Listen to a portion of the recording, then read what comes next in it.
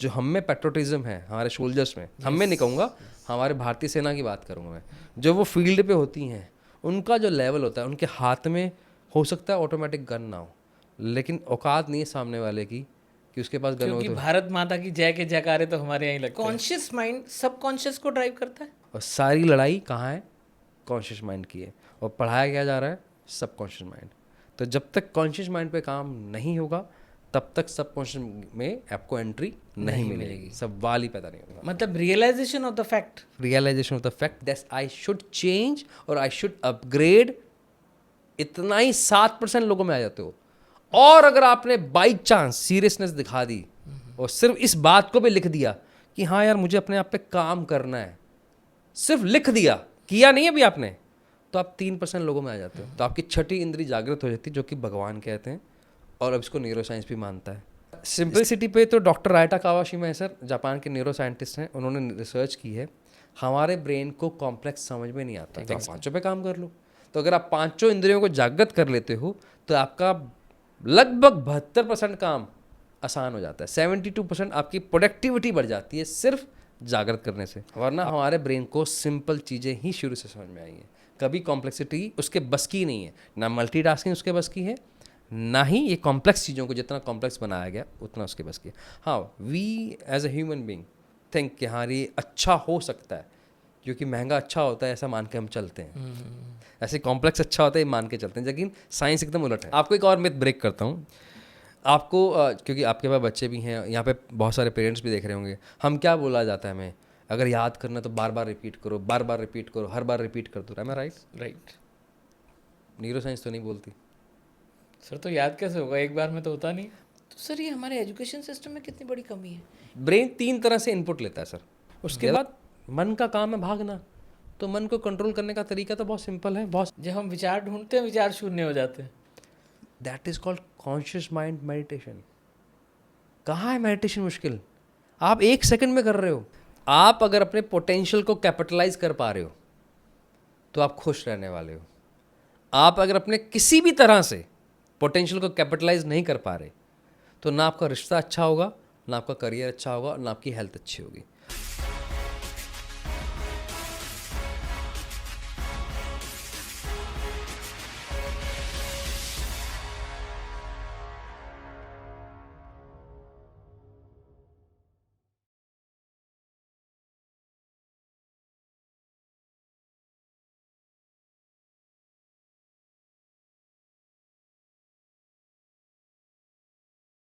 Driving deep with level next में आपका स्वागत है दोस्तों। हमारी कोशिश रहती है कि हम अपने पॉडकास्ट के थ्रू आपको कुछ वैल्यू दे सकें, और अगर आपकी लाइफ में कुछ वैल्यू ऐड होती है तभी हमारा पर्पस सॉल्व होता है। और आज का जो पॉडकास्ट है ये मेरे दिल के बहुत ही खास है। अगर आप अपने विकास में इंटरेस्टेड हैं, आप अपनी मेंटल ग्रोथ चाह रहे हैं। ग्रोथ जो होती है आदमी की दो प्रकार से होती है, एक होती है फिजिकल और एक होती है मेंटल। जब हमारी मेंटल ग्रोथ होती है तो हमारी फिजिकल ग्रोथ भी होती है, हमारी फाइनेंशियल ग्रोथ भी होती है, हमारी फैमिली की ग्रोथ भी होती है, हमारी इमोशनल ग्रोथ भी होती है। जब हमारा यहाँ विकास होता है तो एक्चुअली चहु और विकास होता है। और अगर आप उस विकास में इंटरेस्टेड हैं तो आज हमारे पास हैं विकास जी। और विकास जी आपके चहु और विकास में किस प्रकार से योगदान दे सकते हैं, मैं चाहूँगा कि अगर आप इस पॉडकास्ट के अगले 10 मिनट तक बने रहे तो आप पूरा पॉडकास्ट कब ख़त्म हो जाएगा आपको मालूम भी नहीं चलेगा। तो विकास जी, ड्राइविंग डीप में आपका बहुत बहुत स्वागत है। Thank you so much, that's completely my pleasure. तो sir, coming straight to the point, हम उसी बारे में बात करेंगे जिस क्लास के आप प्रिंसिपल हो। ठीक है सर, डन है। तो सर मैं ये जानना चाहूँगा सबसे पहले कि ब्रेन और माइंड में क्या डिफरेंस होता है। ब्रेन और माइंड में वही डिफरेंस होता है सर, जो एक मोहब्बत आपके सामने बैठी है जिसको आप छू सकते हो, और जब वो चली जाती है, जब आप फील करते हो, वही ब्रेन और माइंड में फ़र्क है। ब्रेन वो है एक ऑर्गन की तरह, जैसे आपके बाइसेप्स हैं, जैसे आपका हार्ट है, जैसे आपके लीवर हैं, जैसे आपकी किडनीज हैं, तो आप उसको छू सकते हो। और वही है प्लास्टिक की तरह, जिसको जितना खींचोगे उतना पावरफुल बनता जाएगा। जब आप पैदा होते हो तो एकदम रॉ स्ट्रक्चर है वो, तो जितना आप उसको पॉलिश करते जाओगे, जितना उसको ट्रेन करते जाओगे, जैसे देखकर, सुनकर, महसूस कर कर, जितना डेटा दोगे उतना डेटा ब्रेन के अंदर फीड होता रहेगा। जैसे आपके पास कंप्यूटर में एक हार्ड डिस्क होती है। हार्ड डिस्क कैसा है, जिसको आप पता है कि 256 GB की है, 512 GB की है, कितना फिल हो गया कितना नहीं हुआ। सेम ब्रेन है। तो ब्रेन के एक एक सेल में, जैसे एक सिंगल से ट्रिलियंस ऑफ सेल्स हैं, एक सिंगल सेल की मेमोरी 82 GB की है। ओके। तो अगर मैं इसको काउंट करने पे आए तो ऐसी लाइब्रेरीज जिसके अंदर 1 लाख बुक्स हों, ऐसी हम 10,000 लाइब्रेरीज याद रखने की क्षमता रखते हैं। तो हमारे ऋषि मुनि पहले याद रखते ही थे। ठीक। हम में नहीं है, वो देख अलग बात है। हम में क्यों नहीं है, वहाँ आ जाते हैं हम, क्योंकि हमारा माइंड इतना पावरफुल नहीं है। माइंड मतलब माइंड जिसको आप बोलते हो मन, जो आपके बियॉन्ड योर बॉडी है। आपके बॉडी में कहीं पे भी मन नहीं है, वो वहाँ है जहाँ आप जाना चाहते हो। यहाँ बैठे बैठे हो सकता है मुझसे बात करते हो आपको एकदम हरिद्वार की याद आ जाए, राइट। आपको अपनी बेटियों की याद आ जाए, बैठे बैठे आपको यूएसए की याद आ जाए, या पुराना कोई स्टोरी याद आ जाए, तो वो मन है। मन जिसका काम है भागने का, तो उसको छू नहीं सकते। उसको फीलिंग्स हैं, वो बिहेवियर है, आपके इमोशंस हैं, भावनाएं हैं, वो सब चीज़ें कहाँ हैं, मन के अंदर हैं। तो ब्रेन और मन बहुत अलग अलग है। हम कई बार बोलते भी हैं कि इसका जो मन का जो काम है, अगर आप मन को कंट्रोल करना सीख गए, और कंट्रोल करने के लिए आपको ब्रेन चाहिए। ब्रेन के बिना मन कंट्रोल नहीं हो सकता। तो ब्रेन पे अगर आपने काम कर लिया तो मन अपने आप कंट्रोल में आ जाएगा। सर, क्या मन का जो ताल्लुक है वो दिल से भी है या ब्रेन से ही है? इसका ना दिल से है ना ब्रेन से है। ओके। ये आपका जिसको आप दिल बोल रहे हो, हाँ जी। तो हमारे 2 ब्रेन हैं। एक है हमारे यहाँ पर जो 2 कानों के बीच में है, एक है हमारा पेट के अंदर जिसको आप गट ब्रेन बोलते हो। ओके। आज के तारीख में तो हम बोलते हैं कि पहला ब्रेन ये है, लेकिन आने वाले टाइम में आपको पता लगेगा कि पहला ब्रेन गट ब्रेन ही कहलाएगा, जिसको आप बोलते हैं गट फीलिंग। हाँ जी। क्योंकि इसके खुद के न्यूरॉन सेल्स हैं। हार्ट के पास अपनी खुद की एक सेना है, ऐसी गट के पास अपनी एक सेना है, दिमाग के पास अपनी सेना है। तो सारी रिसर्च यहाँ चल रही है, लेकिन सारी रिसर्च यहाँ होनी चाहिए कहाँ पर, आपके गट पे होनी चाहिए। तो गट अगर आपका ठीक है तो आपका मन ठीक है। होता क्या, जैसे मैंने आपको छुआ, आपसे हाथ मिलाया, तो एक इमोशन ट्रिगर हुआ, यस। अच्छा, बुरा, कम अच्छा, बहुत अच्छा। वो इमोशन जो स्टोर होता है वो मन में होता है, ठीक है ना। वो केमिकल एक ट्रिगर होता है जिसका नाम अलग अलग हो सकता है। अगर आपको बुरा लगा तो कॉर्टिसोल हो सकता है, एंजाइटी हो तो कॉर्टिसोल हो सकता है, अगर अच्छा लगा तो आपको डोपामाइन हो सकता है, बहुत आनंद आया तो सेरोटोनिन हो सकता है, एक्साइटमेंट नेक्स्ट लेवल पर चला गया तो एंड्रोफिन हो सकता है। तो ये अलग अलग केमिकल्स हैं। वो केमिकल्स का काम है आपके मन तक वो बात लेके जाना, जिसको आप बोलते हैं भावनाएं, जिसको आप बोलते हैं मेमोरी, जिसको आप बोलते हो एक्सपीरियंस, राइट। जिससे आप जज करते हो चीज़ों को। तो जैसे जैसे जैसे एक बच्चे को अगर आपने कभी देखा हो, उसका मन कहाँ है, वो तो रॉ है। 6 महीने के बच्चे को कोई मन से लेना देना नहीं है, वो तो खेल रहा है। 2 साल के बच्चे का भी मन से लेना देना कोई नहीं है। ये मन कब बनाते हैं, जैसे जैसे हम बड़े होते जाते हैं। आज मेरा मन है, आज मेरा मन नहीं है, यानी कि जो डेटा आपने दिमाग में डाला वहीं से ड्रिवन होता है आपका मन। तो दिमाग में डेटा सही डालो तो मन वैसे ही का वैसे चलेगा। तो सारा काम डेटा का है, आप क्या उसको इन्फॉर्मेशन दे रहे हो, किसको, आपके ब्रेन को, अन्न कैसा दे रहे हो यानी कि आपके गट को। इन दोनों से ट्रिगर होता है आपका ये दिल, ये तीनों को मिला देंगे तो हो जाएगा फिर आपका मन। ये है, तो दिल की जगह इसका डायरेक्ट कांटेक्ट भावनाओं से है। पूरा भावनाओं के साथ काम है। और इतना लेवल का काम है कि आप किसी, अभी एक स्टोरी भी आई थी, किसी परिवार के ऊपर छत गिर गई थी। अच्छा। तो पता नहीं कितने क्विंटल की वो छत थी, तो उनके नीचे उनका कोई जो प्रियजन था वो दबा हुआ था। वो 11-11 साल की 2 बच्चियाँ थी, उन्होंने वो पूरी छत उठा दी थी। ये ताकत दिमाग की तो नहीं है, ये ताकत बाइसेप्स की तो नहीं है, ये ताकत टांगों की तो नहीं थी, ये ताकत किसकी थी, मन की थी, इमोशंस की थी, भावनाओं की थी। बाद में वही काम बहुत सारे लोगों ने उनसे करवाने की कोशिश की कि आपने कैसे उठा लिया, नहीं उठा पाया। तो मन की ताकत, इमोशंस ड्रिवन थे वो। इमोशन, ये मन आपको किस लेवल तक ले जाएगा आपके और मेरे समझ से बाहर है। जो हमने अभी ऑपरेशन सिंदूर किया, क्या हमने खाली टेक्नोलॉजी बेस्ड लड़ा?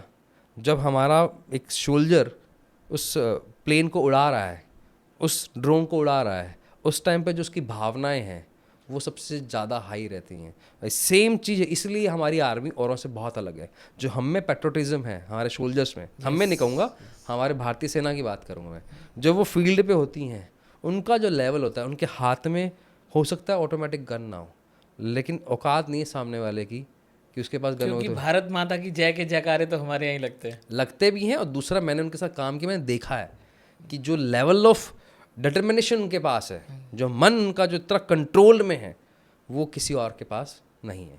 तो ये मैंने आंखों देखी बात बता रहा हूँ। अगर आपने गौर किया हो तो जो हमारे डिफेंस मिनिस्टर हम्म। हैं राजनाथ जी, वो हर बार कहीं जाते हैं, स्पीच देते हैं, और उसके बाद वो उद्घोष के लिए उनको कहते हैं यार जरा एक बार उद्घोष लगा दो। ये सही कह रहे हो। मैंने इतना मतलब कई बार देखा है, लेकिन आज आपने वो बात रिलेट करवा दी, याद करवा दी। Thank you. तो सर जैसे भावनाओं की हम बात कर रहे थे, क्या हम कह सकते हैं कि मन की जो भाषा है वो भावना ही है? मन की भाषा भावना ही है सर। आपका मन जब भावना की हम बात करते हैं, भावना मतलब आपके मन में किस तरह की चीज़ें, यानी कि आपके दिमाग में किस तरह की स्टोर है चीज़ें।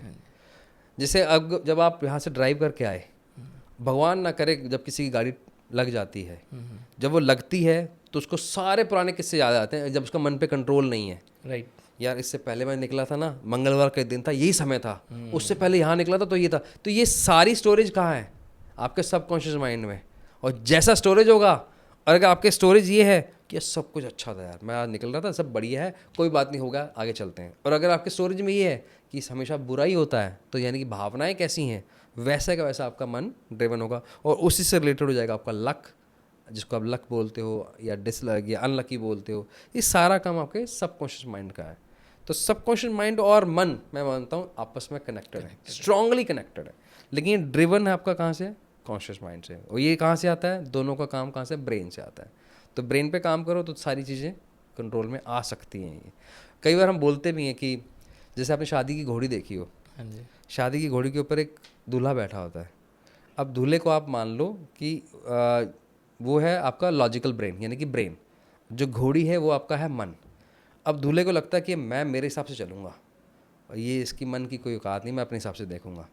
और उसको आती नहीं है, उसका मन को चलाना आता नहीं है, घोड़ा चलाना आता नहीं है। किसी भी कीमत पर वो शायद दुल्हन के घर तक नहीं पहुंच सकता, क्योंकि आता नहीं है। आता नहीं है। आने के लिए कौन चाहिए? एक व्यक्ति जो उस घोड़ी को पकड़ के रखता है, जो हॉर्स राइडर है मेन, जो उसका केयर टेकर है। इतने में घोड़ी को गलतफहमी हो जाती है, मुझे इस केयर टेकर की ज़रूरत नहीं है, और उसको ऊपर वाले को मैं अपने आप ले जाऊँगा, यानी कि दिमाग को मैं मेरे हिसाब से चलाऊँगा, जो आज के टाइम पर सबसे ज़्यादा हो रहा है। और वो ऐसी जगह भागता है भाई, अगर ब्रेन लेके जा रहा है, यानी कि दूल्हा लेके जा रहा है, चांस है कोई 1% शायद वो ले जाए, क्योंकि उसके पास कुछ लॉजिकल रूट है। अब घोड़ी को लगता है मैं हूँ, मैं ही सर्वेसर्वा हूँ, मैं ही भगवान हूँ, अहम ब्रह्मास्मि। तो उसको लगता है कि मैं चलाऊँगा। तो किसी भी कीमत पर मन, यानी कि घोड़ी, किसी भी कीमत पर दुल्हन के घर तक नहीं पहुँच सकती। उसको कौन चाहिए? उसको ब्रेन अगर कंट्रोल करे, सही तरह से लगाम पकड़े, सपोर्ट में कौन चाहिए? एक केयर टेकर। तब जाकर ये घोड़ी यानी कि मन काबू में आता है, तब जाकर आप उस डेस्टिनेशन तक, सही जगह तक पहुंचते हो और अपने सपनों को अचीव करते हो। ये रहता है। तो सर कॉन्शियस माइंड सबकॉन्शियस को ड्राइव करता है? सर यहाँ ना बहुत बड़ा मिथ है। हाँ जी। लोग सारी बात सबकॉन्शियस माइंड पे करते हैं। सबकॉन्शियस माइंड के बाद पावर है, जिनी है, जो आप चाहो उसे करवा सकते हो। एग्री।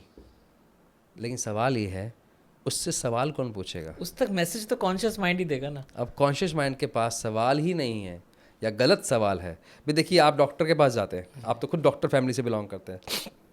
अब अगर मैं डॉक्टर के पास जाकर सही कोई मैसेज नहीं दे रहा, या उसको सिम्टम नहीं बता रहा, तो किसी भी कीमत पर क्या डॉक्टर मुझे सही तरह से ट्रीट कर देगा?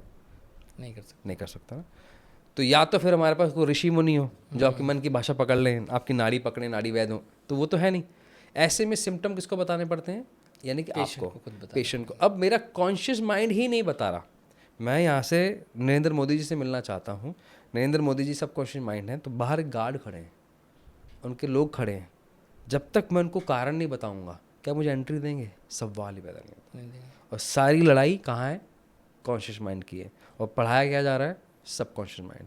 तो जब तक कॉन्शियस माइंड पे काम नहीं होगा, तब तक सबकॉन्शियस में आपको एंट्री नहीं मिलेगी। सवाल ही पैदा नहीं होता, चांस ही नहीं।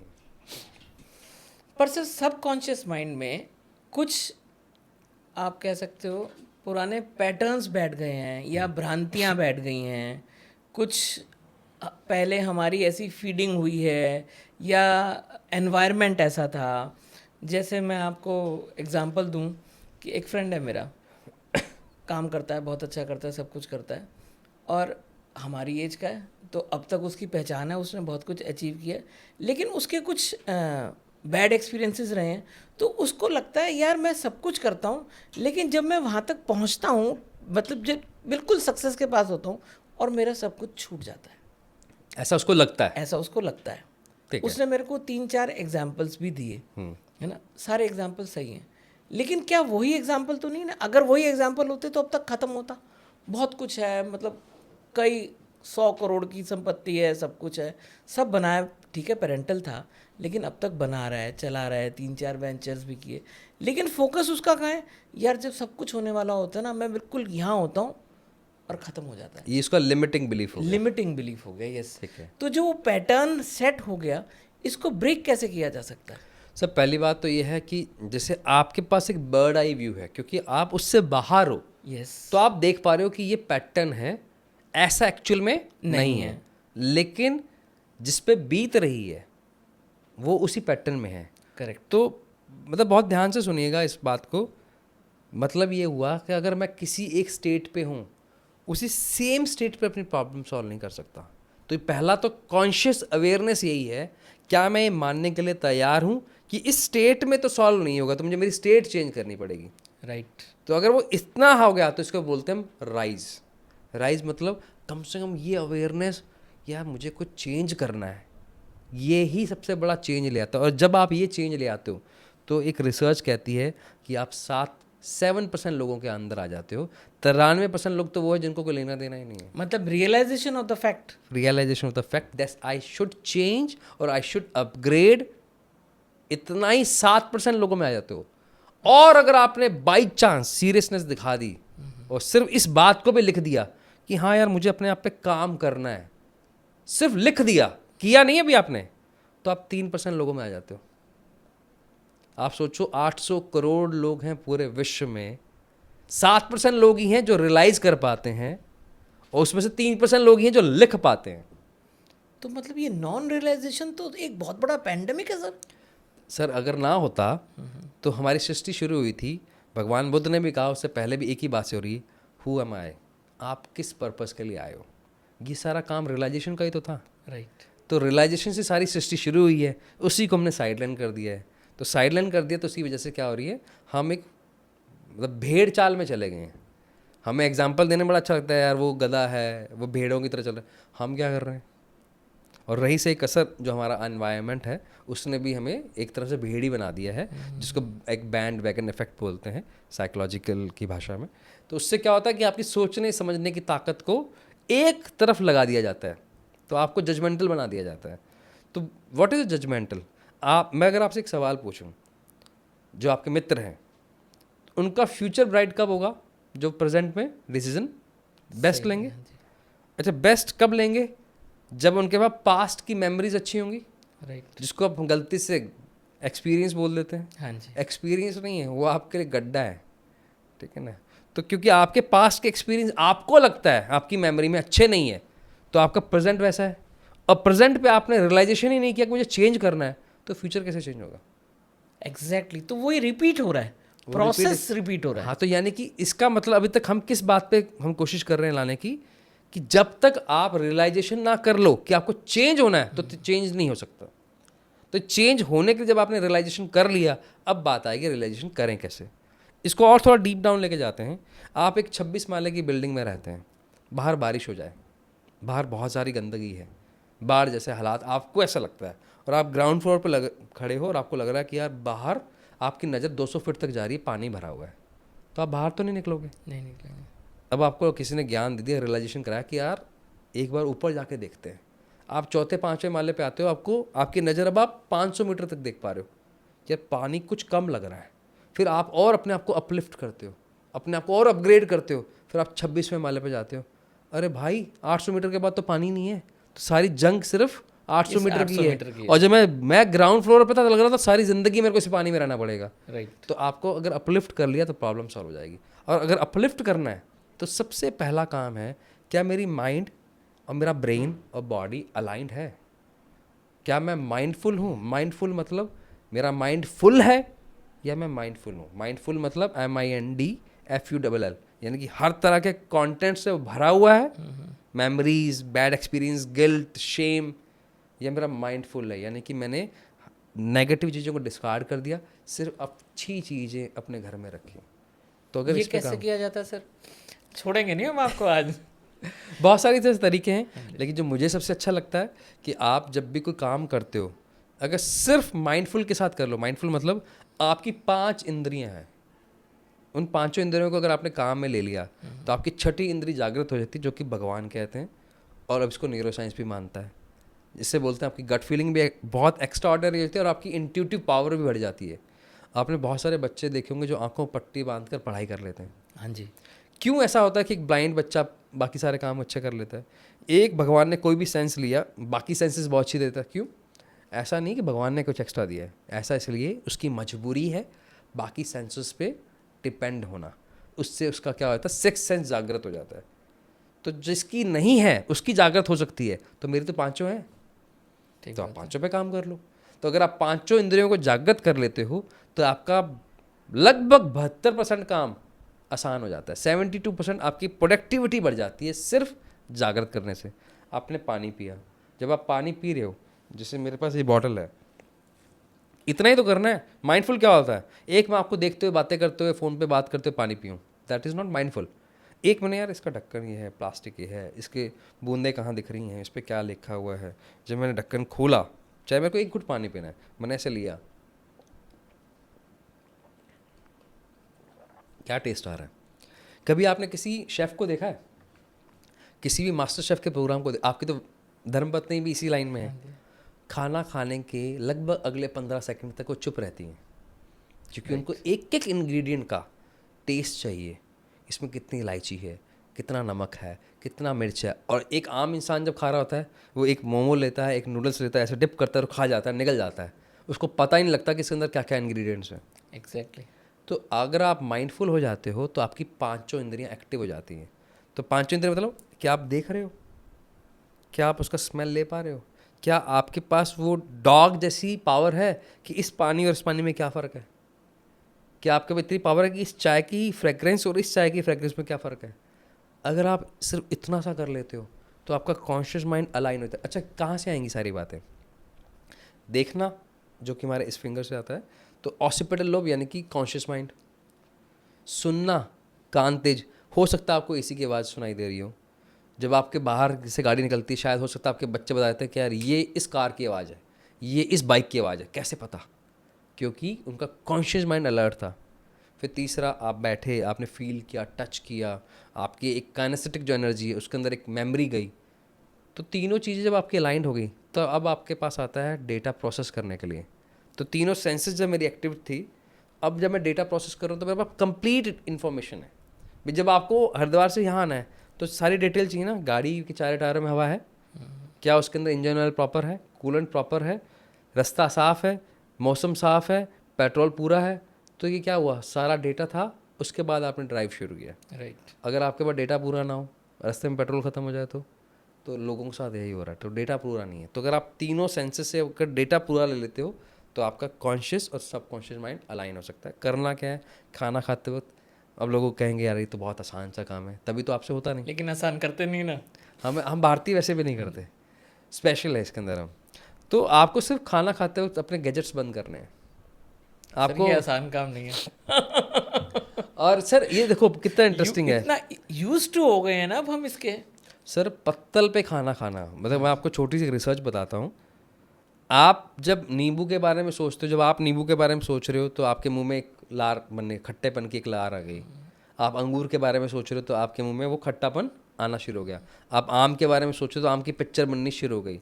आप अगर कुछ मीठे की बारे में स्मेल, तो वैसा टेस्ट आपके मुंह में आना शुरू हो गया। अब फिर वहीं सामने गोलगप्पा आके अगर सिर्फ मैं बता भी दूँ कि हम गोलगप्पा खाने जा रहे हैं, गोलगप्पे खाएंगे, इतने में ही आपके मुंह में वो खट्टापन, वो टेस्ट आना शुरू हो गया। कैसे? क्योंकि आपके पास वो मेमोरी थी, लेकिन आपकी सेंसेस भी एक्टिव थे। तो जैसे ही आया तो मुंह में एक सलाइवा बना। अब जब सलाइवा बना तो सलाइवा का काम क्या है, वो ब्रेन को उसने मैसेज दिया है, भैया ये खाना आने वाला है, इस खाने के लिए तुम तैयार रहना और इसे डाइजेस्ट करना है। भाई मैं तो इसको ना बहुत सिंपल सा समझता हूँ। हमारे भारतीय सेना को या हमारी रॉ को पता हो कि इस तरह का अटैक होने वाला है, प्री इन्फॉर्मेशन जिसको बोलते हैं, तो क्या वो अटैक होता है? नहीं होता। भाई आज हमारे यहाँ पर इस तरह का जो पहलगाम में जो भी इशू हुआ वो फेलियर ऑफ इंटेलिजेंस था।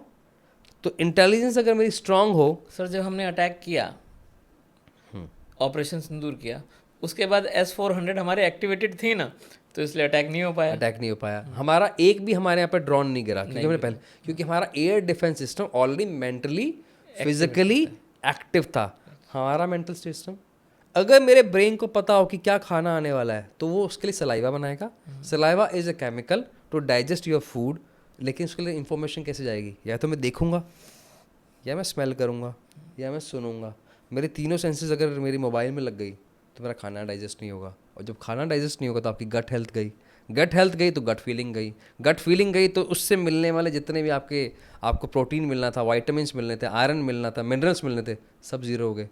जब आपकी हेल्थ स्टेक पे आ गई तो उसके बाद क्या ही आपका मन, क्या ही आपका फ्यूचर, क्या ही आपका रिलेशनशिप, सब कुछ स्टेक पे आ गया।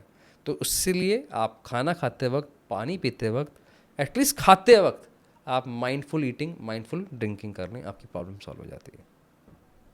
This is so simple yet complex. Simplicity पे तो डॉक्टर रायटा कावाशिमा है सर, जापान के न्यूरो साइंटिस्ट हैं, उन्होंने रिसर्च की है। हमारे ब्रेन को कॉम्प्लेक्स समझ में नहीं आता। एग्जांपल के तौर पे जो उन्होंने रिसर्च की है, जैसे अगर आपके सामने बोर्ड मास रूल रख दिया जाए, बोर्ड मास समझते होंगे, हाँ जी, है ना? तो जो आपको डिवाइड करना है, या फिर आपको मल्टीप्लाई करना है, या आपको सब्सट्रैक्ट करना है, ऐसी कि एक कॉम्प्लेक्स रख दें और एक आपके आगे रख दें 2+2, 3+3, 6+4, 2+9, तो कौन सी आसान है? ये एडिशन वाली आसान है। और मान लीजिए आप ही का बच्चा, आपके पास 2 बच्चे हैं और एक वो सिंपल वाली कर पा रहा है और बोर्ड मास वाली नहीं कर पा रहा, तो आपको क्या लगेगा? कि कॉम्प्लेक्स वाली नहीं कर पा रहा, तो आपको क्या लगेगा? बच्चे में दिमाग है या नहीं है? मेरे को लगेगा अभी काम करने की जरूरत है। काम करने की जरूरत है। इंटरेस्टिंग फैक्ट्स क्या है? रिसर्च हुई है लगभग 140 स्टूडेंट्स के MRIs के थ्रू। जब आप बोर्ड मास रूल सॉल्व करते हो, आपका ब्रेन का सिर्फ एक हिस्सा एक्टिव होता है। क्या बात कर रहे हो? कॉम्प्लेक्सिटी आ गई, ब्रेन की पावर सारी कंज्यूम हो गई। जैसे अब 2+2, 9+11, 9+2, 2 सिंपल 2 डिजिट अर्थमेटिक डिजिट को आप सॉल्व करते हो, आपके ब्रेन के 3 से 4 हिस्से एक्टिव हो जाते हैं, वो फुल्ली एक्टिवेटेड हो जाते हैं। That is the power of brain sir. Brain को सिंपल चीज़ें समझ में आती हैं, कॉम्प्लेक्सिटी बिल्कुल समझ में नहीं आती। ये हमने सब कॉन्शियसली उठाया है, कहाँ से? सोशल मीडिया से। वरना हमारे ब्रेन को सिंपल चीज़ें ही शुरू से समझ में आई हैं, कभी कॉम्प्लेक्सिटी उसके बस की नहीं है। ना मल्टीटास्किंग उसके बस की है, ना ही ये कॉम्प्लेक्स चीज़ों को जितना कॉम्प्लेक्स बनाया गया उतना उसके बस की है। हाँ, we as a human being think कि हाँ ये अच्छा हो सकता है, क्योंकि महंगा अच्छा होता है ऐसा मान के हम चलते हैं, ऐसे कॉम्प्लेक्स अच्छा होता है ये मान के चलते हैं, लेकिन साइंस एकदम उलट है। राइट। आपको एक और मिथ ब्रेक करता हूँ। आपको क्योंकि आपके पास बच्चे भी हैं, यहाँ पे बहुत सारे पेरेंट्स भी देख रहे होंगे, हम क्या बोला जाता है हमें, अगर याद करना तो बार बार रिपीट करो, बार बार रिपीट करो, हर बार रिपीट कर दो। एम आई राइट? राइट। न्यूरो साइंस तो नहीं बोलती। सर तो याद कैसे होगा, एक बार में तो होता नहीं। एग्रीड। तरीका इसका न्यूरो साइंस के अंदर बहुत अलग है, लेकिन अगेन आधा ज्ञान, अधूरा ज्ञान नुकसानदायक होता है। न्यूरो साइंस ये बोलती है कि आपने अगर 4 बार रिपीट कर लिया, 2 बार कर लिया, 3 बार कर लिया, अब आपको बैठ जाना है अच्छा। शांति से, जो कि हम बैठते नहीं हैं। और 30 सेकंड के लिए अगर आप बैठ गए तो आपके मिरर न्यूरॉन, ब्रेन के अंदर न्यूरॉन का अभी एक भाई होता है मिरर न्यूरॉन, वो एक्टिव हो जाता है। उसका काम है आप कुछ मत करो, कोई विजुलाइज नहीं करना, कोई आपको लाइन याद नहीं करनी, कुछ भी नहीं करना, आप सिर्फ बैठे हो। उसका काम है आपने जो डेटा प्रोसेस किया है, डेटा इनपुट दिया है, ऑब्जर्व करेगा अपने आप, और मिरर न्यूरॉन एक्टिव हो जाएगा और उसको कहाँ प्लेस करना है वो अपने आप प्लेस करेगा, कौन से हिस्से में प्लेस करना, कितनी चीज़ें रखनी, कितनी डिस्कार्ड। और हम लगे हुए ABCD में लगे हुए हैं, तो वो प्रोसेस करने का टाइम ही नहीं मिल रहा, मिरर न्यूरॉन एक्टिव ही नहीं हो रहा। इसी वजह से UPSC एस्पिरेंट्स ऑब्जर्व पहले पढ़ते हैं, फिर ऑब्जर्व करते हैं, फिर डिस्कस करते हैं। तो सर ये हमारे एजुकेशन सिस्टम में कितनी बड़ी कमी है। एक पीरियड की घंटी बजती है, दूसरा पीरियड स्टार्ट हो जाता है, 5 मिनट का ब्रेक मिलना चाहिए। फिर 5 मिनट का छोड़िए, अगर देखिए 40 मिनट का पीरियड होता है स्कूल में, टीचर को मैं लिख के दे रहा हूँ, यहाँ पे गारंटी है मेरा वर्ड, 22 मिनट से ऊपर नहीं पढ़ाता वो। एक 40 मिनट के पीरियड में 22 मिनट से ऊपर वो नहीं पढ़ा पाते। बाकी टाइम उनका चला जाता है अटेंडेंस, बच्चों को चुप कराने, कॉपी चेक, डाउट सेशन तक तो बात ही नहीं आती है।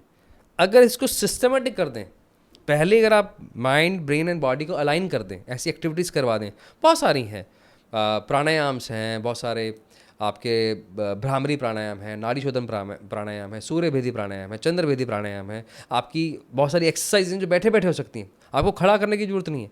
तो वही सेम काम जिसके लिए आप इतना एफर्ट लगा रहे हो, वही 22 मिनट का काम आप इजीली 17 मिनट में ख़त्म कर लोगे। और 5 मिनट सिर्फ आप वहाँ पे टीचर दे दे प्रोसेस करने के लिए। Just sit silently, smile on your face, close your eyes, seat properly, बस इतनी मुस्कुराहट के साथ बात। और एफिशिएंसी कितने टाइम्स बढ़ जाएगी? जो काम उनको एक बार को टीचर को कम से कम 10 बार रिपीट करनी पड़ती है, लगभग 3 बार के काम में 3 बार रिपीट करने से काम चल जाएगा। और अच्छी बात क्या है, जब मेरा टीचर इरिटेटेड नहीं है और मुझे बात समझ में आ गई है, तो मेरा बॉन्ड कैसा रहेगा मेरे टीचर के साथ?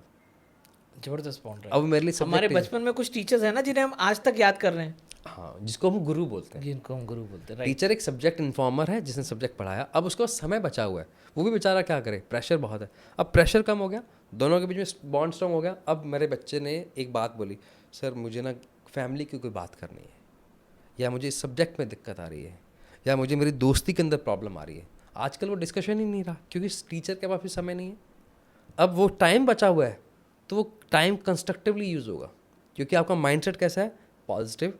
मन से कैसे हो आप, शांत, दोनों, टीचर भी और बच्चा भी। और फिर वहाँ आता है बॉन्ड स्ट्रॉन्ग होता है। जब बॉन्ड स्ट्रॉन्ग होता है, कम्युनिकेशन अच्छा होता है, फिर बच्चा कहीं बिगड़ेगा ही नहीं। तो लाइफ बहुत सिंपल है, टफ नहीं है। हमने कॉम्प्लेक्स करी है, मज़ा आता है हमें। तो सर हम अपने क्वेश्चन पे वापस चलते हैं। आपने बहुत अच्छे से समझाया माइंडफुलनेस क्या चीज़ होती है। हम पैटर्न्स पे थे, और जैसे आपने बताया कि अगर आप खाली रियलाइज़ कर लें तो हम वर्ल्ड के 7% में चले गए। ठीक है। अगर हमने उसे पेन डाउन कर लिया तो हम 3% में चले गए। हम इसको रीसेट या पैटर्न को ब्रेक कैसे करेंगे? पैटर्न ब्रेक करने का बहुत आसान तरीका है सर। जो और पुराने, क्या ब्रेक करने के लिए हमें लिखना जरूरी है, या लिखना इतना इंपॉर्टेंट पार्ट है कि हम उसमें 3% पे चले जाते हैं? लिखने में देखो, जब आप लिखते हो, ब्रेन 3 तरह से इनपुट लेता है सर। या तो देखता है, या सुनता है, या फिर महसूस करता है, अच्छा। या लिखता है। ठीक है।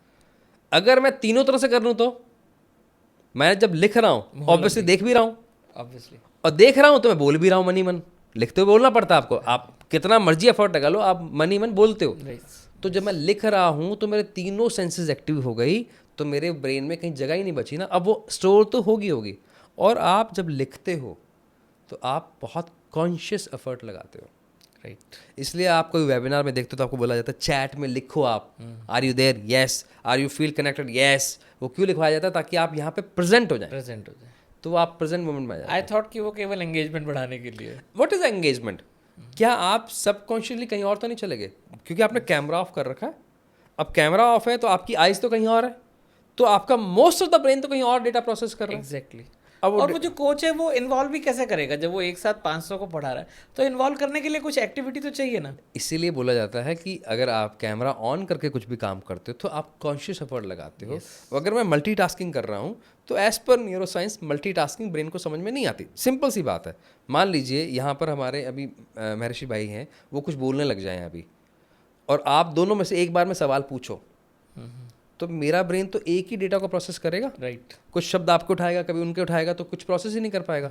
यहीं आपने पीछे गाने लगा रखे हैं और आप लिखने का, याद करने का काम करो, तो डेटा तो वहाँ चला गया। अभी जैसे सुबह यहाँ आने से पहले मैं प्रिपरेशन कर रहा था, नोट्स तैयार कर रहा था, तो हम ब्रेकफास्ट करने लगे। तो मैंने अपने कैमरामैन को यही कहा, मैंने कहा यार अपना मोबाइल की आवाज़ कम कर दे, मैं उस जोन में हूँ, तो मेरे को उससे डिस्टर्ब मत कर। तो वही आपकी वाली बात है कि माइंड को सिंपल चीज़ें पसंद है, वो एक बार में एक ही चीज़ को रेसिस्ट कर पा रहा है, लेकिन हम मल्टीटास्किंग के नाम पे उस पर सब कुछ डाल रहे हैं।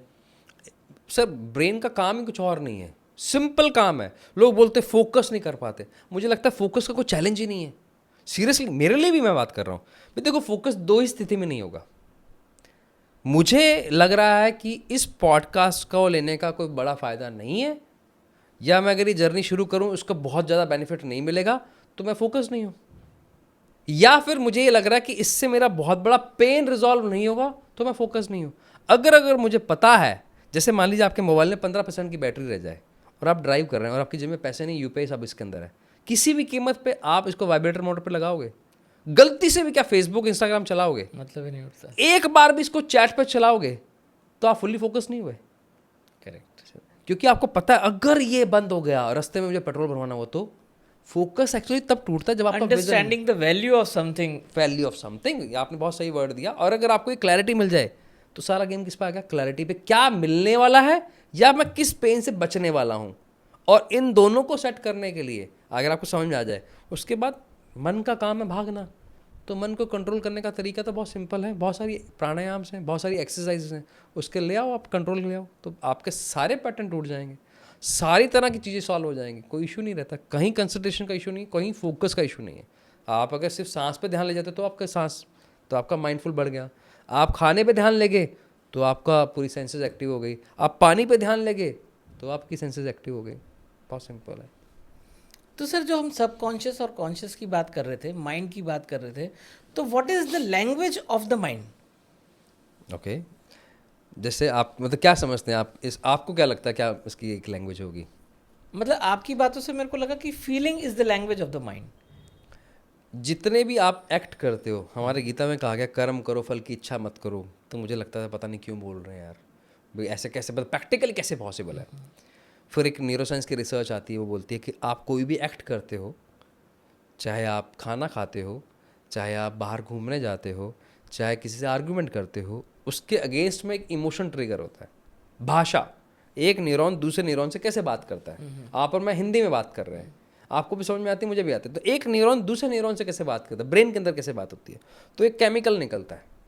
वो केमिकल डिसाइड करता है कि आपको भाषा या फीलिंग्स क्या जनरेट हुई। आपको अच्छी नहीं लगी, आपने बोला बेकार है। आपने दाल खाई, दाल आपको अच्छी नहीं लगी, आपने कहा बेकार है, तो वो स्टोर हुआ, मैं इस जगह बैठा हूँ, इस ढाबे पे बैठा हूँ, इस रेस्टोरेंट पे बैठा हूँ, इस होटल में बैठा हूँ, इसकी दाल इस प्लेट के अंदर बेकार है। तो वो कैसे पता लगा? वो 90 सेकंड तक, 90 सेकंड के बाद एक केमिकल ट्रिगर हुआ, उसको आपने जाने दिया।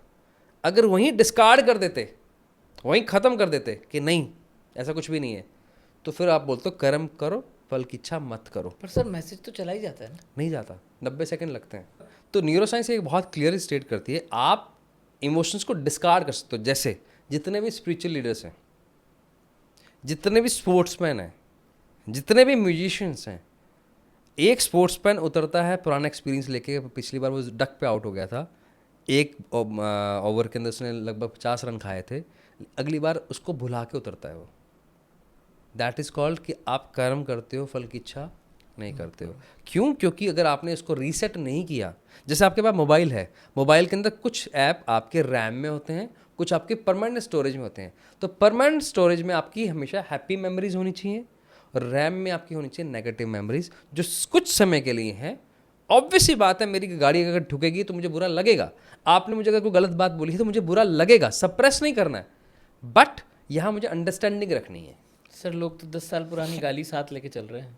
मैं एक फैमिली को जानता हूँ, हमारे पड़ोस में उनका मतलब एक बिल्डिंग थी, 3 पुश्तों से वो लड़ाई लड़ रहे हैं एक प्लॉट की, एक प्लॉट के ऊपर।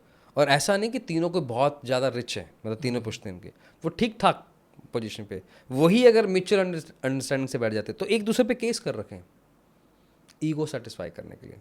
और रही से एक असर देखिए, हमारी फिल्मों ने, हमारे कुछ कल्चर्स ने, जो पुराने जो दिखाया गया कल्चर है, उससे भी आगे कि बदला लेना बहुत ज़रूरी है, बदला लेना बहुत ज़्यादा ज़रूरी है।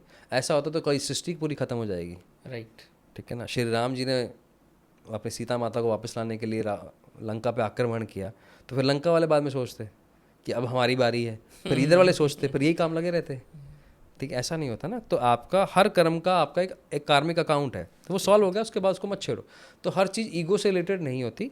तो आप इमोशंस को डिस्कार्ड करना, इसलिए मेडिटेशंस बहुत ज़रूरी है, इसलिए आपकी माइंडफुल एक्टिविटीज़ बहुत ज़रूरी है, ताकि आपको क्लीनिंग करना है भी। अगर मैं डेली नहीं नहाऊंगा, जैसे ना मैं आज ही पता नहीं कल एक आया था रिसर्च कि 3 दिन बाद नहाना चाहिए, इससे आपके जर्म्स ना, वो ऐसे आप रोज़ नहाते हो तो मर जाते हो। मैंने कहा भाई अब कुछ और नया तो हमारे यहाँ लिखा हो कि दिन में 2 बार सुबह भी नहाओ, घर में एंटर करते हो तो सेम एनर्जी के साथ घर में एंटर मत करो, सीधा बाथरूम में जाओ, पैर धो, मुंह धो, या नहा के फिर आप खाना खाने बैठो, क्योंकि बाहर से आप आए हो, बहुत कुछ कैरी करके आए हो, तो वो बॉडी पे लग गया, आपके मन पे लग गया, तो सफाई करनी बहुत ज़्यादा ज़रूरी है।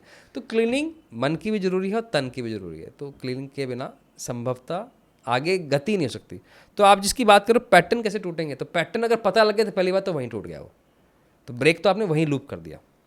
एक बहुत अच्छा मेडिटेशन है सर, मैं चाहूँगा कि ऑडियंस इसको समझे, क्योंकि कॉन्शियस माइंड मेडिटेशन है ये। ओके। लोग करवाते हैं सब कॉन्शियस माइंड, वो बात की बात है। कॉन्शियस माइंड मेडिटेशन क्या करते हैं, जैसे आप और मैं बैठे हैं, अब आप एक नेगेटिव लूप में या मैं एक ओवर थिंकिंग के लूप में चला गया। ओवर थिंकिंग गलत वर्ड नहीं है, इसको गलत तरह से प्रेजेंट किया जा रहा है। नेगेटिव लूप बोल सकते हो आप। मुझे लग रहा है कि मेरा लाइफ में कुछ नहीं होने वाला, मेरी लाइफ बर्बाद है, मेरा भविष्य नहीं है, मैं बच्चों का क्या करूँगा, मेरे पास पैसे नहीं है, मेरा रिश्ता अच्छा नहीं है, इस तरह के मैं एक लूप में फंसा हुआ। तो आपने कॉन्शियस बैठना है। अब आपके सवाल एक ही होगा, अब अगला विचार क्या आने वाला है। जैसे आप बोलते हो, आप मेरे साथ करके देख सकते हो, आप कॉन्शियसली थॉटलेस हो जाते हो। फिर एक विचार आया, यार इस पॉडकास्ट पे व्यूज़ कितने आएंगे। फिर पूछा, अब अगला सवाल क्या आएगा, अब अगला मन में सवाल क्या आने वाला है। फिर आप थॉटलेस हो गए, फिर आप घूम फिर के आते हो। इस पूरे प्रोसेस में आप कितनी बार थॉटलेस होते हो? जब हम विचार ढूंढते हैं विचार शून्य हो जाते हैं। That is called conscious mind meditation. कहाँ है मेडिटेशन मुश्किल? आप 1 सेकंड में कर रहे हो। राइट। 1 सेकंड के लिए के बाद एक सवाल से हम करते उल्टा है, हम सोचते हैं कि विचार, हमें विचार शून्य होना है, हम विचार पे ध्यान दे रहे तो विचार अपने आप जा रहा है। और आप जब विचार आ रहा है, हाँ जी, तो भाई वो भी सोच समझ के अंदर एंटर कर रहा है कि पता नहीं अंदर जाके कौन एनकाउंटर करेगा। तो बहुत सिंपल है। तो अगर आपने ये किया तो पैटर्न ब्रेक हो गया। आप रात को नींद नहीं आ रही, मत सो, आंखें बंद करो, सवाल पूछ, बता अब अगला सवाल क्या देने वाला है। जैसे ही पूछा वो कॉन्शियस, यार इसको ये तो अलर्ट हो गया, अब मुझे ढंग के फिल्टर करके क्वेश्चन भेजने पड़ेंगे। तो कहाँ आपको 10,000 विचार आने थे, 3 विचारों में आप सिमट गए, चौथे में आपको नींद आ गई, आप फोकस नहीं कर पा रहे थे। ये कर लो, मतलब ये आपके साथ खेल रहा है, आप खेलना शुरू कर दो।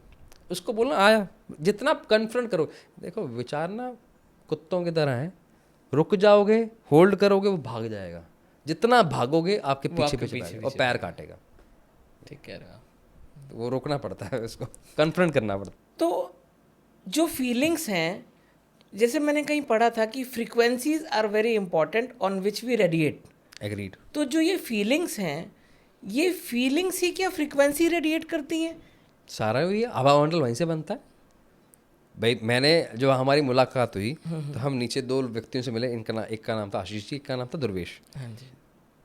अब ये दोनों व्यक्ति मेरे लिए बहुत पॉजिटिव हैं, क्योंकि मेरे यहाँ मन में फीलिंग कैसी है इनको लेकर कि बहुत ही शानदार लोग हैं।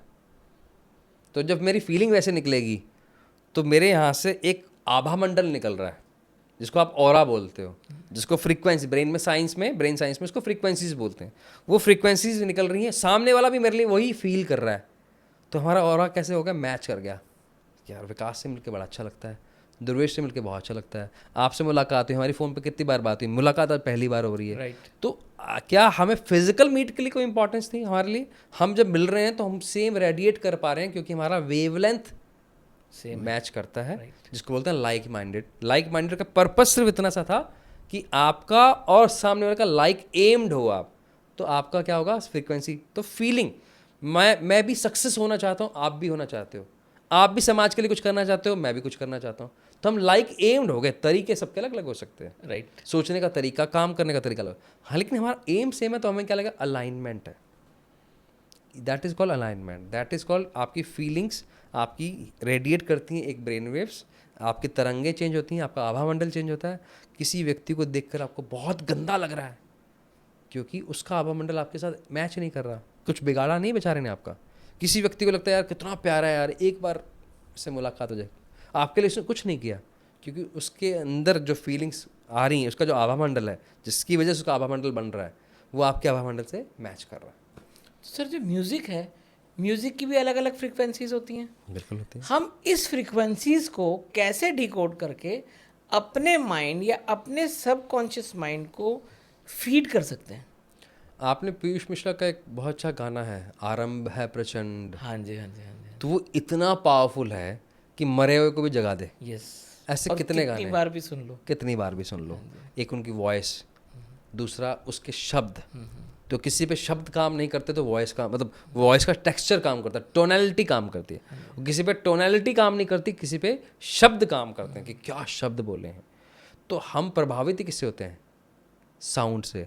अच्छा, जब बच्चा पैदा होता है तो पहला काम क्या करता है? रोता है। सुनना शुरू करता है। रोता है मतलब सुनना शुरू करता है। तो कान उसको भगवान ने पहले दिए हैं, बोलना और देखना बाद में शुरू करता है। तो भगवान ने आपको बनाए इसी पर्पज से, उनको भी पता है कि सुनना ज़रूरी है। तो सुनने के लिए एक फ्रीक्वेंसीज हैं, माँ की अपनी एक फ्रीक्वेंसी है, पिता की अपनी एक फ्रीक्वेंसी, ऐसे ही प्यार की अपनी एक फ्रीक्वेंसी है, फोकस की अपनी फ्रीक्वेंसी है, कंसंट्रेशन की अपनी एक फ्रीक्वेंसी है। तो हर फ्रीक्वेंसी का अपना अपना एक काम है। जैसे सुबह आप ब्रह्म मुहूर्त में उठते हो तो ऐसा क्या हो जाता है, क्या ज़रूरत है उठने की, क्यों इतनी ज़बरदस्ती करते हो? कोई तो लॉजिक होगा। तो जब साइंस बोलती है यार इस टाइम पे ना अल्फा तरंगे चलती हैं। अल्फा तरंगे क्या होती है? जो आपको काम, रिलैक्स, शांत रखती हैं। पहाड़ों पे ऐसा क्या हो जाता है अचानक? पहाड़ों पे जो हवाएं होती हैं वो आपको काम, रिलैक्स रखती हैं। ऐसा क्या हो जाता है? गंगा के में स्नान करने से पाप धुल जाते हैं। इसलिए हो जाता है क्योंकि आप जब गंगा में डुबकी लगाते हो आप अल्फा लेवल पे चले जाते हो, थॉटलेस हो जाते हो, जिसको आप बोलते हो, आप कोल्ड वाटर स्प्लैश बोलते हो आजकल। ठंडे पानी से मुंह धो लो आप। क्या हो जाता है? उससे आपकी वेगस नर्व एक्टिव हो जाती है। अब वेगस नर्व क्या है? वेगस नर्व का काम है इसकी इन्फॉर्मेशन इस तक लाना, पैर की इन्फॉर्मेशन यहाँ तक लेके जाना, लीवर की इन्फॉर्मेशन यहाँ तक लेके जाना, किडनी की इन्फॉर्मेशन यहाँ तक लेके जाना, हार्ट की इन्फॉर्मेशन यहाँ तक लेके जाना। तो मेरा जो प्रोसेसर है वो वेगस नर्व है। अगर मेरा प्रोसेसर स्लो है, ठंडे पानी से मुंह धो लो। गंगा पानी गंगा के आसपास नहीं रहते, कोई बात नहीं, बर्फ़ डालो, उससे नहा लो। वो पॉसिबल नहीं है, आइस को जमा लो, चेहरे पर रगड़ लो। तो बहुत सारे तरीके हैं। उससे आपकी फ्रीक्वेंसी चेंज होती है, उससे आपके विचार की जो फ्रीक्वेंसी है वो चेंज होती है। एग्जाम्पल के तौर पे, जब भी कोई व्यक्ति गुस्से में होता है, नेक्स्ट लेवल का एग्रेशन होता है, तो हम उसे क्या बोलते हैं? थोड़ी देर बैठ जाओ, बैठ, डीप ब्रीदिंग कर ले, डीप ब्रीदिंग पानी पी कर, ले। हवा आने दो, बैठो, पानी। क्या कर रहे हो आप? उसकी फ्रीक्वेंसी को Frequency चेंज कर रहे हैं उसको। एक किसी का, व्यक्ति का, जैसे कई बार आपने, आपके घर में भी ऐसा होगा कि कोई बहुत ज़्यादा परेशान है, किसी की बात समझ में नहीं आ रही, लेकिन जिससे वो प्यार करता है, हो सकता है आपका बच्चा हो सकता है आपकी धर्मपत्नी हो सकता है आपकी माँ हो, कोई भी हो, वो एक बार आके हाथ फेरता है, सिर्फ एक किस करता है, सिर्फ एक बात बोलता है, वीडियो कॉल पे बात बोल देता है और आप शांत हो जाते हो। राइट। क्योंकि आपके कान को वो फ्रीक्वेंसी समझ में आ रही है। और पहले हमारे जो ऋषि मुनि थे वो इतने पावरफुल थे, वो जब एक राग गाते थे तो बारिश हो जाती थी। मंदिर या गुरुद्वारे में जाके क्या होता है? हाँ, वो सेम है, क्योंकि उसका एनवायरनमेंट इस तरह से डिजाइंड है, तो वहाँ पर आपको जाकर लस्ट की भावना नहीं आ सकती। लेकिन वहीं अगर आप किसी होटल के रूम में हो, या वहीं आप ऐसे किसी क्लब में हो, या आप किसी बेडरूम में हो, वहाँ पे बाय नेचुरल वहाँ का एनवायरनमेंट कैसा है, उसकी फ्रीक्वेंसी कैसी है, जो उसके लिए बनी हुई है। जैसे कुछ फ्रेग्रेंसेस आती हैं जो आपको स्टिमुलेट करती हैं सेक्स के लिए, कुछ फ्रेग्रेंस आती हैं जो आपको शांत करती हैं। तो वो क्या है? वो आपके सीधा लिम्बिक सिस्टम से बात करती हैं, आपके ब्रेन से बात करती हैं, और आपके उस एरिया पे काम करती हैं जो आपको रिलैक्स करने में हेल्प करे। तो अलग अलग फ्रीक्वेंसीज अलग अलग तरह से आपके ब्रेन को शांत कर सकती हैं, फोकस कर सकती हैं, अलग अलग जगह पे आपको ट्रैवल करवा सकती हैं। अब जैसे हम मेन मुद्दे पे आते हैं, आपकी विद्या के बारे में मैं जानना चाहूँगा। जो बच्चे हैं, बच्चे क्यों, बड़े भी, जो लोग अपनी ग्रोथ के लिए सीरियस हैं और इंटरेस्टेड हैं, कुछ लोग ऐसे हैं जिन्हें ग्रोथ से ही मतलब नहीं है, सुबह उठ रहे हैं, जाके अपना काम कर रहे हैं, बिजनेस कर रहे हैं या जॉब कर रहे हैं, रात को घर आए, जो भी उनके खर्चे हैं उससे ज़्यादा वो कमा रहे हैं, वो सेटिस्फाइड हैं, या उनके खर्चे ज़्यादा हैं, कमाइयाँ कम हैं, लेकिन वो उसी ट्रेडमिल पे और तेज दौड़ते जा रहे हैं, उसके आगे का कुछ सोच ही नहीं रहे हैं, वो इस हिस्से को इस्तेमाल नहीं कर रहे, इस हिस्से को इस्तेमाल कर रहे हैं। हम उनके लिए बात नहीं कर रहे हैं, हम उनके लिए बात कर रहे हैं जिनका फोकस यहाँ है, और आप इसके मास्टर हो। तो आपकी जो विद्या है वो कैसे और लोगों के कारगर हो सकती है, मैं ये जानना चाहता हूँ। देखिए, हमारा एक ही काम है, इस मिशन को बोलते हैं stress anxiety free all India mission सफाई। हम ऑर्डिनरी में विश्वास नहीं रखते, हम एक्स्ट्रा ऑर्डिनरी में विश्वास रखते हैं। आप अगर अपने पोटेंशियल को कैपिटलाइज कर पा रहे हो तो आप खुश रहने वाले हो। आप अगर अपने किसी भी तरह से पोटेंशियल को कैपिटलाइज नहीं कर पा रहे तो ना आपका रिश्ता अच्छा होगा, ना आपका करियर अच्छा होगा, ना आपकी हेल्थ अच्छी होगी। और आप किसी का भी रिकॉर्ड उठा के देख लो, जिन्होंने अपने, जब अब पैशन की जब बात करते हैं ना, पैशन का मतलब कहीं ये नहीं है कि आप नौकरी छोड़ के कोई काम शुरू करो। आपका ब्रेड एंड बटर जब पूरा हो जाता है, पहला बेसिक क्या है, क्या मेरा ब्रेड एंड बटर, मेरा बेसिक जो खर्चा वो पूरा हो गया, क्या वो हो गया, उसके बाद आती है पैशन की बात। या आप इतने लकी इनफ हो कि आपके पास गुरु द्रोणाचार्य जैसे व्यक्ति हो, या आप इतने लकी इनफ हो कि आपके पास चाणक्य जैसे व्यक्ति हो, या इतने लकी हो कि आपके पास सचिन के पास जैसे कोच थे आचरेकर जी वैसे व्यक्ति हों, या मोहम्मद सिराज के पास जैसे कोच थे ऐसे व्यक्ति हों, या फिर सानिया नेहवाल की जैसे माँ है वैसी माँ हो कि जो आपके बारे में आपसे ज़्यादा जानती हो, तो आप सही ट्रैक पे हो, तो आप अपने पोटेंशियल को सही उम्र पे शुरू करके अपने पैशन को कैपिटलाइज कर लोगे। नहीं तो पहला काम तो यही है, क्योंकि मैं यहाँ से मिथ नहीं चाहता, क्योंकि लोग फिर क्या करते हैं, नौकरी छोड़ने की बात करते हैं। यहाँ कोई बात नहीं, आपका बेसिक हो गया, आपने सेविंग कर ली, 9 महीने 1 साल 2 साल की सेविंग है, उसके बाद उठाओ रिस्क। अब बात आती है किस चीज़ पर रिस्क उठाएं। यस, सेल्फ डाउट का इशू बहुत है। अभी हमने कल एक किसी इंस्पेक्टर का हमने केस किया है, तो 45 ईयर्स के हैं वो, 45 साल के हैं, अब जॉब छोड़ना चाहते हैं। कौन छोड़ने देगा? अब उनको क्या लगता है कि मुझसे जॉब हो नहीं रही, उसके पीछे ब्रेन आपको ना एक लॉजिक देता है, यार बॉस ना अच्छे नहीं है, एनवायरनमेंट गंदा है, लोग बेकार हैं, यहाँ पे ना पैसा ऊपर का आता है, मेरा मन नहीं करता, थक जाता हूँ मैं, उम्र हो गई है, घुटनों में पेन होने लग गया है, या मुझे हार्ट पे प्रेशर पड़ रहा है, कल को मैं बीमार हो जाऊँगा, मैं बच्चों को टाइम नहीं दे पा रहा। ये सब बहाने हैं, क्योंकि आप अपने पोटेंशियल के अगेंस्ट काम कर रहे थे। तो जब टेस्ट होता है तो पता लगता है कि उनका फिजिकल एनर्जी उसके लिए अलाइन ही नहीं था, वो उनकी डिमांड थी उनके परिवार की, तो उन्होंने कर लिया, पेपर क्लियर कर लिया, लेकिन कभी भी उनका पैशनेट वाला एरिया कभी भी नहीं था। ऐसे ही हमने मेकअप आर्टिस्ट का किया था, she is running fantabulous parlour, अच्छा खासा कमा रही, 12-13 एम्प्लॉयज़ हैं उनके पास। तो जब चेक किया, प्रॉब्लम कहाँ है? प्रॉब्लम ये है कि वो मेकअप आर्टिस्ट अच्छी हैं, लेकिन उनकी जो ग्रॉस मोटर स्किल्स हैं, यानी कि फिजिकल एनर्जी है, वो अलाउ नहीं करती एक से ज़्यादा करने के लिए। अब पैसा कैसे कमाएंगे? हमने सिर्फ इतना सा बोला कि आप खुद करने के लिए नहीं बने हुए, आप करवाने के लिए बने गेट हुए। Into management mode, get into coaching. Coaching. Now she is the wonderful coach. The point is, आपको ताला खोलना है, उसके लिए सही चाबी चाहिए। चाबी बेकार नहीं है, ताला बेकार नहीं है, क्या आपके पास सही चाबी है? आप एक गाड़ी लेके आए, जैसे मेरे पास टाटा की गाड़ी है, आपके पास मारुति की है, एक ही गाड़ी कंपनी कितनी सारी बनाती है, लेकिन सबकी चाबी अलग अलग बनाती है, और किसी भी कीमत पर एक चाबी दूसरी गाड़ी में नहीं लगती, कंपैटिबिलिटी देखी जाती है। तो सवाल आपसे है, सेल्फ डाउट तब आता है जब आपके पास कंपैटिबिलिटी नहीं होती। आपको पता कि आपकी गाड़ी की चाबी से आपकी गाड़ी स्टार्ट होगी ही होगी, कभी डाउट आया आज तक? नहीं, क्योंकि आपकी चाबी थी। मेरी गाड़ी से स्टार्ट करके देखो, मेरी चाबी से नहीं होगी, डाउट आएगा ही आएगा, नहीं यार लगेगी नहीं यार, चलेगा ही नहीं, सेम कंपनी के लिए हो तो भी नहीं चले। तो कंपैटिबिलिटी पे हम बात नहीं करते। तो डाउट कब आता है? जब मुझे मेरी स्ट्रेंथ के बारे में नहीं पता, जब मेरे वीक पॉइंट्स के बारे में मुझे नहीं पता, ठीक है। फिर उसके बाद आता है सेल्फ कॉन्फिडेंस का इशू। डाउट के बाद आता है कॉन्फिडेंस। तो मैंने पुराना जीवन में अपने, यानी कि पुरानी मेमोरीज में मेरे पास ऐसे कोई स्टोरेज नहीं है कि मैंने जीवन में कुछ उखाड़ा हो, स्टोर किया नहीं, ऐसा नहीं कि नहीं उखाड़ा हो। मैंने किसी दोस्त की मदद की, मुझे याद नहीं। मैंने, ऐसा हो सकता है किसी का एक्सीडेंट से बचाया हो, मुझे याद नहीं।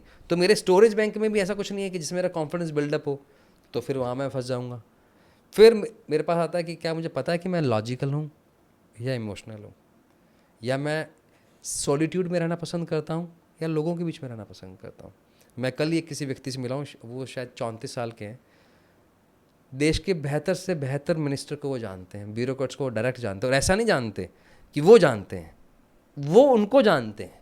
अच्छे 34 साल के सिर्फ, और उनका काम बहुत अच्छा है, अच्छा खासा काम करते हैं, अश्विनी नाम है उनका। लेकिन अगर उनको बंद कमरे में बिठा दिया जाए, वो ज़िंदगी भर काम नहीं कर सकते। उनको चाहिए लोग, वो लोगों से उनको मिलना अच्छा लगता है, मदद करना अच्छा लगता है, बात करना अच्छा लगता है, नेटवर्किंग करना अच्छा लगता है। तो वो नेचुरल टैलेंट में है, तो क्या फील करें, I am happy, I am good, I am powerful. वही अगर उनको बंद कमरे में डाल दें तो सेम उनके लिए क्या हो गया, घुटन होने लग जाएगी। आप खुद एक एग्जाम्पल हो, आपने 2 तरह की लाइफ जी है, एक अपने पैशन के लिए आप कर रहे हो, और इससे पहले के लिए। पैसा अब नहीं कमा रहे क्या? पैसा अब भी, अब मजे ले रहे हैं, अब मज़े ले रहे हैं, अब पैसा कमाने में मज़ा आ रहा है। राइट। तो लोग जब बोलते हैं ना कि पैसे में मज़ा नहीं है, पैसे में सजा है, नहीं, आप गलत लाइन पे हो। तो हमारा काम है आप किस ताले की चाबी हो ये बताना, तो हम उसमें हेल्प करते हैं। तो यही हम, इसे में मज़ा आता है, मुझे इसे में मज़ा आता है। मेरी चाबी या जिस ताले की मैं चाबी हूँ, मुझे मज़ा आता है कि दूसरों को बताना कि आप कहाँ पर आप फिट हो सकते। तो जैसे आपने बोला कि आप ताले की चाबी डिफाइन करते हैं, तो आपके पास ऐसी कौन सी चाबी है जो आप सबके ताले की चाबी ढूंढ पाते हैं? हमारे पास उस ताले की चाबी है, या हमें जो भगवान ने कला बख्शी है, जैसे आप जैसे रंग वाले कितने लोग होंगे पूरे विश्व में? बहुत सारे होंगे। हाँ जी। सेम हाइट के बहुत सारे होंगे, सेम वेट वाले बहुत तरीके होंगे, और शायद हो सकता है सुना है, देखा नहीं कभी, लेकिन मेरे पास एक फ़ोटो भी आई है अभी कि एक जैसी शक्ल वाले 7 व्यक्ति भी होते हैं। तो मेरे को अभी किसी ने दीपक दहिया उन्होंने एक टैग किया था कि आप लग रहे हो मुझे, अच्छा। तो मुझे भी ऐसा लगा एक बार, तो यार ये तो मैं ही खड़ा हूँ, लेकिन मैं था नहीं। तो माय पॉइंट इज़, हमारे सबके शक्लें, आंखें, कान, हेल्थ सेम हो सकती है, लेकिन 800 करोड़ लोगों के फिंगरप्रिंट्स अलग अलग हैं, वो बनते हैं माँ के गर्भ में। तो हर किसी व्यक्ति का दिमाग अलग है, तो भगवान ने इसी वजह से आपको क्या है, फिंगर टिप्स अलग अलग दिए हैं। तो हमारे पास है कि हम इस फिंगर टिप्स को न्यूरो साइंस बेस पर पढ़ सकते हैं। ये ब्रेन का ब्लू प्रिंट है, ये नक्शा है, यहाँ इस ताले का ये चाबी है, इस चाबी को हम पढ़ना आता है कि क्या लिखा हुआ है इस चाबी पे और कहाँ फिट होंगे जाकर। तो ब्रेन मैपिंग टेस्ट जिसको हम बोलते हैं हमारी भाषा में, आम भाषा में, तो ब्रेन मैपिंग टेस्ट हम करते हैं। ब्रेन को मैटर कर लेते हैं, पूरा समझ लेते हैं कि इसके क्या पैटर्न्स हैं, क्या लाइकिंग है, क्या डिसलाइकिंग है, किस तरह का ये नेचर रहता है, लोगों के आसपास का कितना प्रभाव पड़ता है, जितना भी आपके सवाल हो सकते हैं वो सब ब्रेन से यहाँ मिल जाता है। तो आप पूरा स्कैन कर लेते हो बंदे को, उसके दिमाग को, कि वो इस समय उसकी क्या क्वालिटीज़ हैं, क्या उसकी वीकनेस है, उस आधार पे वो क्या डिसीजंस लेगा जो उसके फ्यूचर को कम मेहनत में ज़्यादा ब्राइट करेंगे। एम आई राइट? आपने बहुत ही सुंदर तरीके से इसको बोल दिया। इसे हम बोलते हैं पीक परफॉर्मेंस, कि आपके पास अगर 20% है तो 20% में 100% का काम कैसे करो। आप लॉजिकल हो, या आप पास्ट में रहते हो, डिप्रेसिव लेके थॉट्स बैठे हो, या फिर आप एंशियस ज़्यादा हो। अगर आपको ये पता लग जाए तो आप उसको कंट्रोल कर सकते हो। आपको ये पता लग जाए कि आप विजनरी नहीं हो, तो विज़न के लिए आप किसी को हायर कर सकते हो। आपको ये पता लग जाए कि आपके पास फिजिकल एनर्जी बहुत ज़्यादा है और आप किसी फील्ड जॉब में बहुत फिट बैठ जाओगे, तो जबकि बहुत हमने देखा कंपैटिबिलिटी इश्यूज़। तो ये आप डिटेल में, तो आपको अगर आपका ब्रेन का पावर पता लग जाए और माइंड का अलाइनमेंट पता लग जाए, तो फिर that is called peak performance. तो हम पीक परफॉर्मेंस में ले जाने में हेल्प करते हैं थ्रू ब्रेन मैपिंग टेस्ट। जैसे आपने वर्ड यूज़ किया था कैपिटलाइजेशन ऑफ पोटेंशियल, पोटेंशियल, हाँ। तो वहाँ तक बंदा पहुँच सकता है। मज़ा तो तभी है ना, मेरा काम मुझे बोलना अच्छा लगता है, अब बोलने के पैसे मिल रहे हैं, that is I am enjoying, right. Happy. और घर वाले कहते हैं पैसे बोलने के मिलते हैं, मैं क्या मिलते हैं। अच्छा बोलते हैं, खाली बोलने के नहीं मिलते। तो ये काम के साथ साथ हमारे लिए क्या हो गया, I am enjoying and I am so when you enjoy you don't feel tired. I don't feel tired. इस टायर्डनेस ना होने की वजह से फिर मेरा रिश्ता मेरे साथ वालों के साथ ऑब्वियस सी बात अच्छा होगा। जब साथ वालों के साथ अच्छा होगा, उससे पहला मेरा रिश्ता मेरे साथ खुद के साथ अच्छा होगा। जब मेरा रिश्ता मेरे साथ अच्छा है तो मेरी हेल्थ भी ठीक रहेगी और ऑब्वियसली वेल्थ भी क्रिएट होगी, राइट। तो हम कई बार बोलते भी हैं कि अगर पैसा कमाना है तो we are not the right person. Wealth create करनी है, लेगेसी क्रिएट करनी है, then we are the right person. वहाँ हम हेल्प करते हैं। Very true, very true. तो सर अब हम इसके एंड पे आ रहे हैं। मैं चाहूँगा कि जो हमारे साथ कुछ लोग जुड़े हैं, जो हमारे ऑडियंस हैं, उसमें कुछ बच्चे भी होंगे और कुछ पेरेंट्स भी होंगे जो बच्चों पे जिनका ज़्यादा फोकस होता है। तो आप हमें कुछ हैक्स या कुछ टेक्निक्स बताएंगे जो उनके विकास में ज़्यादा काम आ सके। अगर विकास जी विकास नहीं कराएंगे तो कौन विकास कराएगा? अरे वाह आपके शब्दों में पकड़ बहुत अच्छी है सर। आपने एक सवाल पूछा था आपके अपने मित्र के लिए, हम उसी को लेते हैं। उसमें सारी कैटेगरीज आ जाएंगी, बच्चा भी, बड़ा भी, बूढ़ा भी। हमने कहा हमारे पैटर्न्स कैसे ब्रेक करें, तो उससे पहले हमने बोला इसको पहले अवेयरनेस पे काम करना पड़ेगा, रियलाइजेशन पे काम करना पड़ेगा। अच्छा, रियलाइजेशन पे जब काम आप करते हो तो इंटरेस्टिंग पता क्या है, आपका सबकॉन्शियस माइंड मान लो 5000 साल की मेमोरीज लेके बैठा है। मान लेते हैं कि आपकी सोल की जो उम्र है हो सकता है 400, 500, 800 या 1000 साल की हो, हमें नहीं पता, लेकिन एक्सपीरियंस तो लेके बैठा हुआ है। हाँ जी। वहाँ तक हम डीप डाउन जा नहीं पा रहे, गहराई में उतर नहीं पा रहे। कब उतरें? रात के समय उतरें।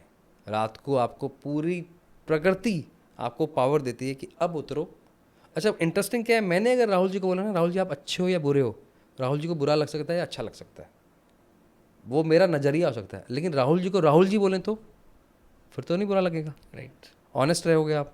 यही सही तरीका है अपने सबकॉन्शियस माइंड में उतरने का और पैटर्न चेंज करने का, बिना किसी कोचिंग को ज्वाइन किए। आप रात को लेटिए, आप सारे काम कर चुके हैं, मोबाइल को बंद कर चुके हैं, अब आपको पता है अगले 15 मिनट में आप सोने वाले हैं, लाइटें ऑफ हो चुकी हैं, मुस्कुराते हुए एसी ऑन चल रहा है और आपने चादर डाल ली है और अब आपके साथ कोई भी बात नहीं कर रहा और आप अपने साथ हो। आंखें बंद की, सिर्फ अपने आप को चेक कीजिए कि अब आप जब सुबह आज उठे थे, रिवर्स चलेंगे हम, तो आज के तारीख, जैसे आज 10 तारीख है, तो 10 तारीख को सुबह मैं आज 6 बजे उठा। जब मैं 6 बजे उठा तो क्या जल्दबाजी में उठा, या मैं आराम से उठा, मुझे कितनी आवाज़ें मारनी पड़ी, बच्चे पे है तो बच्चा, बड़ा है तो बड़ा, तो उसको पता है कि मैंने 10 आवाज़ों में मैं उठा था या अलार्म पे उठा था मैं। ओके, जब मैं उठा तो मैंने तो यार ग्रेटिट्यूड ही नहीं किया। क्या मैंने ग्रेटिट्यूड किया? अच्छा किया तो मैंने पूरा नहीं किया। फिर जब मैं नीचे उतरा तो मैंने धरती माँ को प्रणाम नहीं किया। फिर मेरी मम्मी मुझे उठा रही थी तो मेरी मम्मी ने मुझे हक किया, लेकिन मैंने ढंग से हक नहीं किया, या मैंने किया। तो आप एक एक चीज़ को नोट कर रहे हो। अच्छा मैं जब जा रहा था ना, जल्दबाजी में था क्योंकि मैं नहाने में देर हो गया, तो फिर मैंने क्या किया, मैं ब्रेकफास्ट बहुत जल्दी जल्दी किया, तो मुझे मज़ा नहीं आया। जब मैं नीचे उतर रहा था तो लिफ्ट वाले भैया ने मुझे नमस्ते बोला, मैंने रिप्लाई नहीं किया यार। फिर जब मैं बाहर उतरा, ऑटो वाले भैया को मैंने बैठा, फिर वहाँ से मैं ऑफिस गया या मैं स्कूल गया, ऑफिस में जाके मेरे कलीग ने मुझे स्माइल किया, मैंने स्माइल किया या नहीं किया। अब आप ऑनेस्ट हो, आपको कोई चेक नहीं कर रहा, आपको एक एक चीज़ पता लग रही है, आप कुछ मत करो, ये भी मत बोलो कि मुझे ठीक करना है। अगले दिन आप उठोगे, आप जाते हुए अपनी माँ के गाल पे किस करके जाओगे, अपनी धर्मपत्नी को हक करके जाओगे, अपनी माँ के पैर छू के जाओगे, जाते हुए गार्ड को भी हेलो बोल के जाओगे, क्योंकि आपके कॉन्शियस माइंड ने सब कॉन्शियस माइंड को बताया कि यार मैं ऐसा हूँ। और आपके ब्रेन का क्या काम है? आपको सर्वाइवल पे रखना, आपको खुशी देना, आपको आनंद देना, आपको प्रेम का एहसास करवाना। वो कब होगा? जब सब कॉन्शियस माइंड को सही कारण पता होगा। कारण क्या पता लगा? यार मैं सिर्फ 5 मिनट लेट उठा था यार, 5 मिनट टाइम पे उठता, सारे काम टाइम पे होते हैं, उस हड़बड़ाहट में मैंने ये गलती कर दी। अच्छा मेरा आज मूड खराब था इसलिए मैंने ढंग से जवाब नहीं दिया। इसको बोलते हैं स्व अध्ययन, स्व अध्याय। ये मेडिटेशन है, अपने आप के साथ कॉन्शियस माइंड में जाने से सब कॉन्शियस माइंड में एंट्री करने तक का पूरा पैटर्न अगर आप कर लेते हो, आपको ज़िंदगी भर प्रोकास्टिनेशन नहीं आएगा, ज़िंदगी भर आपको कोई बैड हैबिट्स नहीं लगेंगी, ज़िंदगी भर आप किसी का दिल नहीं दुखाएंगे, तो आपकी प्रॉब्लम सिर्फ इतनी देर में सॉल्व हो जाती है। बहुत सुंदर ढंग से आपने सब लपेट दिया।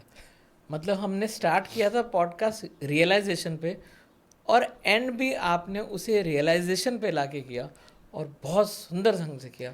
बहुत आनंद आया Vikas ji. Thank you sir. ये Thank you सवाल so आप much. कैसे थे? आपने सवाल इस तरह से स्ट्रक्चर कर रखे थे कि एंड वाला सवाल और स्टार्ट वाला सवाल दोनों कनेक्टेड थे।